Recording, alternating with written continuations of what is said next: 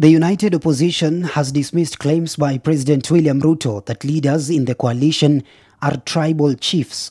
Speaking during the burial of Terry Wanjiku, who is the wife of former Member of Parliament J.M. Kariuki, DCP party leader Rigathi Gachagua has said that they will remain united in their plan to win the next general elections.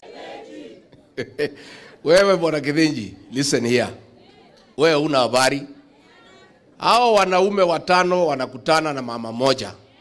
Hakuna serikali wanagawa. Wanapanga vile utaenda nyumbani. Hiyo ndio kazi iko mbele.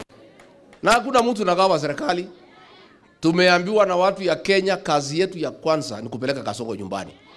Mambo ya serikali tutaongea baadaye. Gachagua has emphasized the united opposition stand that it will ensure the current regime goes home come 2027.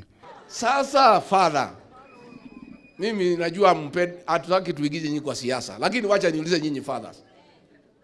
Kama huyu Kasongo in 3 years ameharibu masomo, ameharibu matibabu, ameharibu biashara, ameuza kila kitu, ati anaambia wa Kenya ati tumchague atoe Kenya third world country atikue first world.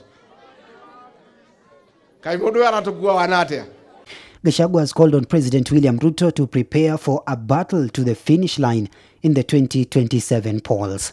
Wiper Party leader Kalonzo Musyoka has likened Gachagua to the late J.M. Kariuki, saying the former deputy president has prioritized the interest of the common mwananchi. Kuna hali ya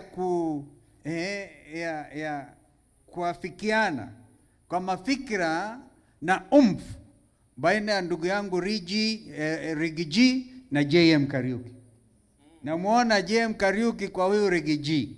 Na kwa hivyo huo moyo zote tukishikamana, Kenya hii haitaenda chini. Musyoka has opposed the privatization of government agencies, claiming it is a plan to steal public resources. Juzi nikasema hata uwanja wa ndege walikuwa nataka kuuza. Ruto alikuwa anasema alikuwa anauza mayai. Si ndio? Alikuwa anauza mayai, alikuwa anajisifu. Nikasema hii promotion ni kali sana hii.